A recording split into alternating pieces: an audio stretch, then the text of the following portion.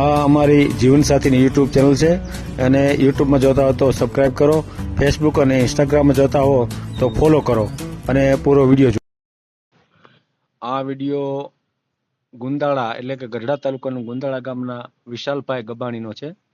ખૂબ સરસ વાત કરી. પટેલ સમાજમાં જે તકલીફ છે દીકરાઓની એની પણ ચર્ચા કરી અને સાથે સાથે આપણે જે મહારાષ્ટ્રથી, એમપીથી, દાહોદથી, બહારથી જે દીકરીઓ લાવે છે અને પછી એની જ્ઞાતિ કાંઈ પૂછવામાં આવતી નથી, એટલે કે આમ તો પૂછવાની જ હોય નહીં, પણ સ્થાનિક કરવું હોય તો તરત જ લોકો એમ કે દેવી પૂજક નહીં, દલિત નહીં, ફલાણા નહીં, ઢીકડા નહીં, આવી વાત કરે છે. તો એની ખૂબ સરસ ચર્ચા કરી છે. તમે એમપીથી લઈ આવો, મહારાષ્ટ્રથી લાવો, કઈ જ્ઞાતિની છે એ ખબર નથી અને પછી પૈસા લઈને પણ વહી જાય છે અને એની સાથે કરવામાં તમને કાંઈ વાંધો નથી, પણ તમારી ગામની આજુબાજુ ગરીબ દલિત હોય અથવા તો દેવી પૂજક હોય અથવા તો બીજા કઈ જ્ઞાતિના હોય કે જે લોકોની દીકરીઓ હોય પણ એને સદ્ધર કુટુંબ ન મળતું હોય, એટલે એને ન છૂટકે ગરીબમાં દેવી પડતી હોય, તો એની દીકરીને અપનાવો તો તમારે બેનિફિટ પણ રહે. બેનિફિટ એટલે કે તમે ઓળખતા હોય એકાબીજાને, એટલે તમારું શું કહેવાય કે કાયમી જળવાય રહે. અને ઓલી બહારથી જે આવેલી હોય એ તો પૈસા માટે જ આવી હોય અને પછી વહી પણ જાય. ઓલું સ્થાનિક હોય તો તમે ત્યાં એના ઘરે જઈ શકો, એને કહી શકો, એના વડીલને કહી શકો.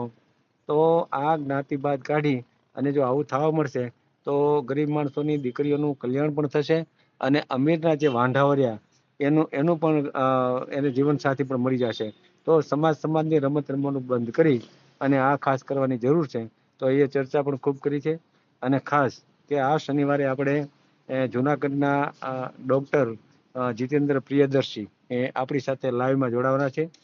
ગયા શનિવારે આપણે ભગવાન મુકેશને જોડ્યા હતા, ખૂબ સરસ ચર્ચા કરી હતી અને આ વખતે આપણે જે કિંજલ દવેએ એની જ્ઞાતિ બહાર એને સગાઈ કરી અને એના જ્ઞાતિવાળા એટલે કે મોઢ બ્રાહ્મણ દ્વારા એમને કંઈક એની જ્ઞાતિમાંથી બહાર કાઢવામાં આવ્યા એવા જે વિડીયો વાયરલ થયા અને પછી તો ઘણા બધા બુદ્ધિજીવી વર્ગ એની વિરુદ્ધમાં ખૂબ બોલે છે, ત્યારે ખૂબ વિડીયો આવે છે. તો એની ચર્ચા પણ આ વખતે આ શનિવારે આપણે ખૂબ કરવાની છે. તો લોકો ખૂબ જોડાઈ રહ્યા છે આપણી સાથે, બહેનો પણ ખૂબ જોડાય છે. શનિવારે જ્યારે આપણે 9:30 વાગે લાઈવ થઈએ છીએ ત્યારે, તો આ શનિવારે પણ આપણે 9:30 વાગે લાઈવ થઈશું અને વધુ લોકો જોડાય એટલા માટે ખૂબ શેર કરો. અને એક ધોળકા તાલુકાનું કોઈ ગામ છે ત્યાં જેને કહેવાય કે ફ્લાવરની કંઈક ખેતી થતી હતી અને એના લીધે ત્યાં લગભગ 200 જેટલા કેન્સરના દર્દીઓ ગુજરી ગયા અને એની ઘરવાળીઓ છે એ બધી અત્યારે વિધવા છે. તો આપણે એની પણ સંપર્ક કરવાની ટ્રાય કરીએ છીએ કે જો એ દીકરીઓને જીવનસાથીની જરૂર હોય તો આપણી ચેનલમાં ઘણા બધા એવા લોકો છે જે એ દીકરીઓને અપનાવી લે, તો એ પણ આપણી ટ્રાય ચાલુ રહેશે. આપણે બને ત્યાં સુધી તમે મહિલાઓને, આજુબાજુની બહેનો હોય, દીકરીઓ હોય, વિધવા હોય, ચેપતા હોય, એને પણ આપણા વિડીયો શેર કરો, બતાવો, જેથી કરીને એની બેનપણીને બતાવશે, બીજીને બતાવશે તો આપણને જીવનસાથી મેળવવામાં ખૂબ સરળતા રહેશે. તો આ બધાએ થોડો પ્રયાસ કરવો પડશે. એમ બધા પ્રયાસ કરશે તો ધીરે ધીરે જો ઘણી બધી દીકરીઓ ચેપતા પણ છે, વિધવા પણ છે અને મોટી ઉંમરની દીકરીઓ પણ ઘણી બધી છે. હા, જ્ઞાતિવાદમાં થોડુંક બાંધછોડ કરે એટલે જે આપણી ચેનલમાં ઘણા બધા લોકો ને જીવનસાથીની જરૂર છે એને જીવનસાથી મળી જાય. તો આ વિડીયોને ખૂબ શેર કરો અને શનિવારે આપણે કિંજલ દવેની જે વાત રહી એની પર ખૂબ ચર્ચા કરવાની છે અને એમાં આપણા જુનાગઢના ડૉક્ટર જીતેન્દ્ર પ્રિયદર્શી પણ આપણી સાથે જોડાવાના છે. તો આ વિડીયોને ખૂબ શેર કરો. આ ચેનલ જીવનસાથી શોધવામાં સરળતા રહે એટલા માટે બનાવવામાં આવેલ છે અને આમાં કોઈ ચાર્જ લેવામાં આવતો નથી. એ અમારી સાથે વાત કરશો તો તેનો વિડીયો યુટ્યુબમાં મૂકવામાં આવશે. આ ચેનલમાંથી ક્યારેય વિડીયો આપણે ડિલીટ કરતા નથી અને જો ફરજ પડે તો કોઈ પણ શૈક્ષણિક સંસ્થા હોય, વૃદ્ધાશ્રમ હોય અથવા અનાથ આશ્રમ હોય એમાં 5000 રૂપિયા ભરશો તો વિડીયો ડિલીટ કરવામાં આવશે. તમે જે વિગતો જાહેર કરો છો, મિલકત, પૈસા વગેરે, તો એની જવાબદારી તમારી છે. તમે નામ, નંબર, ફોટા, વિડીયો વગેરે જાહેર કરો છો એની જવાબદારી પણ તમારી છે અને છેતરપિંડીથી સાવધાન રહેવું. હલો. હા, મારું સાહેબ. હા, બોલો. હું ગઢડાનું ગુંદાળા ગામ, ગઢડા સ્વામીના ગુંદાળા ગામથી બોલું છું. તમે કાલે મને 10 વાગે ફોન કરવાનું કીધું, મેં ફોન કરી. હા, સાચું. હા હા હા. તમારું ગઢડા કે નહીં, બાબરા. બાબરા? હા હા હા હા. તો આપણું ગોઠવવાનું છે. જો એવું છે, હું પટેલ છું. એટલે વિડીયો મેળવો છે આપણે? વિડીયો મેલો, વિડીયો તમને અનુકૂળ પ્રમાણે કરવાનું છે. અનુકૂળ એટલે મારી એક તો વિડીયો મેળવવાની સિસ્ટમ છે હા હા યુટ્યુબમાં, હા બરાબર? હા હા. બરાબર ને? અને આપણે કોઈ છોકરી વાળું હોય, કોઈ છૂટું થયેલું હોય તોય હાલે. આપણે ઘર સંભાળીને બેહે ને એવું કરવાનું છે. મારે પોતાનો ઇલેક્ટ્રિક નો ધંધો છે. હમ. ઝટકા મશીન નો, પંપ દવા છાંટવાનો, પંપ રિપેરિંગ નો એનો ધંધો છે મારે. બરાબર બરાબર. અને છૂટા હે. 1 મિનિટ, તમારી વિગતો પેલા લખી લઉં, હા. પછી મને યાદ ન રહે. હમ. બરાબર, તમારો નંબર બોલો તો. મારો નંબર 9898 1 મિનિટ, 9898 720410. 7204 અને 10. આ 10. વોટ્સએપ નંબર જ છે ને? આ વોટ્સઅપ નંબર જ છે. બોલો, નામ બોલો. ગાબાણી વિશાલ. વિશાલ ગાબાણી. હા. હમ હમ. રહેવાનું ક્યાં? ગુંદાળા, ગરડા સ્વામીના, આપડે ગુંદાળા ગામ મારું. ગુંદાળા, હમ ગઢડા. હા હા. હમ. કામ શું કરો છો? મારા ઝટકાનું કામ છે. આપણે ઇલેક્ટ્રિક નું ટૂંકમાં બધું. હમ. આપણે ઘરે જ પોતે ઝટકા બનાવીને બધી ગામડામાં ડિલિવરી કરું છું. મારો પોતાનો ધંધો છે ને ઇલેક્ટ્રિક નું કામ બધે કરું. હમ. એવું છે. હમ. હમ. એ કેટલા કમાતા છો? મારે 35,000 જેવું કામ થઈ જાય છે. હમ હમ. અને લાઈટ ફિટિંગ હાલતા હોય એટલે બધા એમ થઈને 30,000 રૂપિયા જેવું આવી જાય. હા. હા.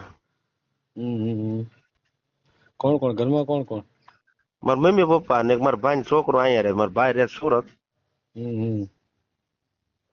બે એટલે ત્રણ હે. 3 જણા જ ઘરમાં, એમ ને? હા. જમીન છે? હા, જમીન છે. કેટલી? જમીન 5 વીઘા છે. એમાં તો શું થાય? કેટલા ભાઈ? 2 ભાઈઓ. 2 ભાઈ, બરાબર. હમ. બરાબર. મકાન ઘરના? મકાન ઘરના. સુરત આપડે મકાન નથી. બરાબર. હા, એ તો બરાબર. અહીંયા 2 માળનું મકાન છે. ઉંમર કેટલી થઈ? મારી ઉંમર થઈ 35 વર્ષ. 35 વર્ષ તો વધારે થઈ ગયા. પણ નથી મેળ આવતો કઈ એ નકર તો હું અગાઉ થયું બધે. હતું કે બાર? હે. અગાઉ ગોઠવું હતું કે? ના ના ના ના, બાકી જ છે. આ કોઈ જગ્યાએ નહીં. બધે વાત હાલે પણ બધું ઉત્સાહ જોણ હોય જાય. 4 વ્હીલર જોવી, સુરત મકાન જોવી, અહીંયા જમીન નાની પડે, એવું બધું થતું હતું. એવું? હા. બરાબર બરાબર. અને નોકરી જોઈ. નોકરી આપડે કેતા ને નોકરી જેવું જ છે. મારે તો ઇલેક્ટ્રિક નો ધંધો છે. રોજ જોઈએ તો ઓર્ડર હોય જ છે મારે. હે અત્યારે સીઝન ઝટકાની છે એટલે. હે હમ. કેટલામ એક ઝટકો કેટલામ તૈયાર થતો હોય છે?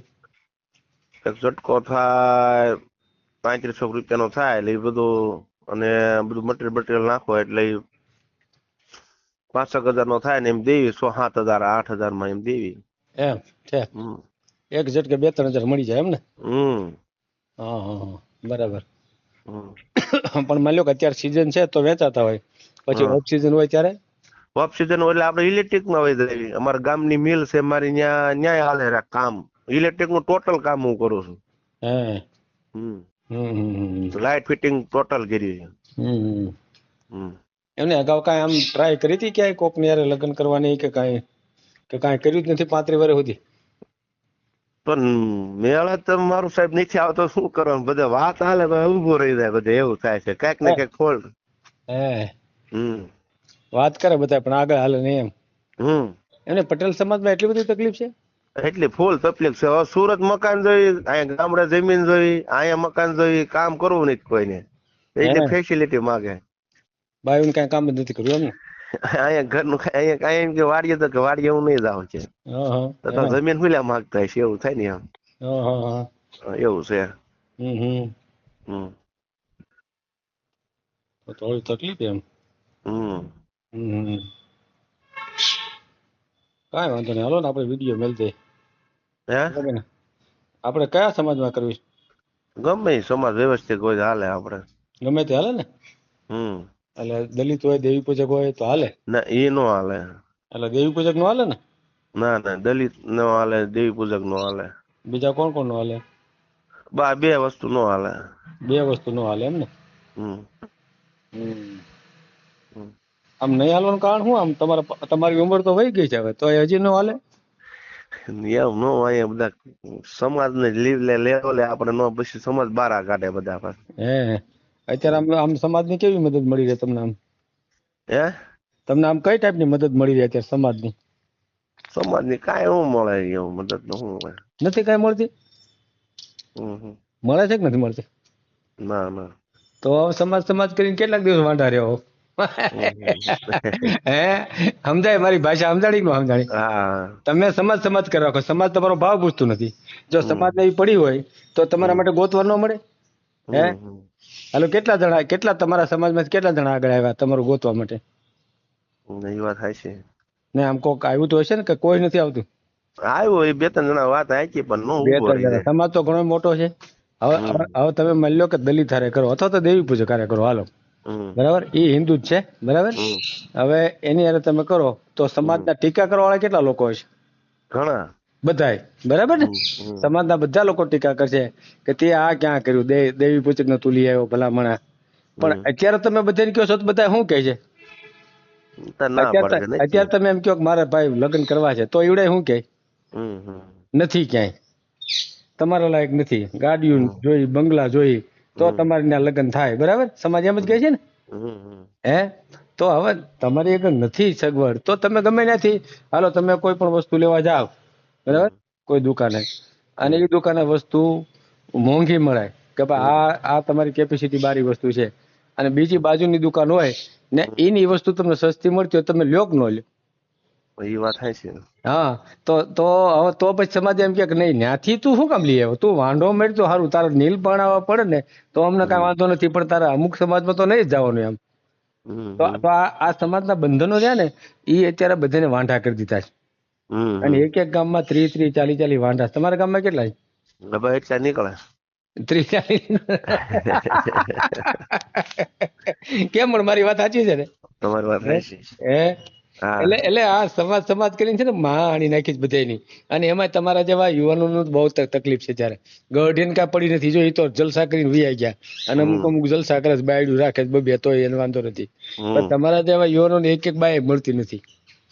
સાચી વાત છે કે નહીં? હું તમારા એક સમાજની વાત નથી કરતો, હું તો જનરલ બધાની વાત કરું છું. પણ એમ પાછું 1-2 જગ્યા વાત આવેલી ને તો પૈસા વાળો હતો, બધા 3 લાખ ને 4 લાખ ને એ પાસે 10 દિવસ વૈયા ને એવા કેસ હતા. પછી મેં કીધું એવું આપણે નહીં કરવું. સમજ્યા? એવું છે બધું.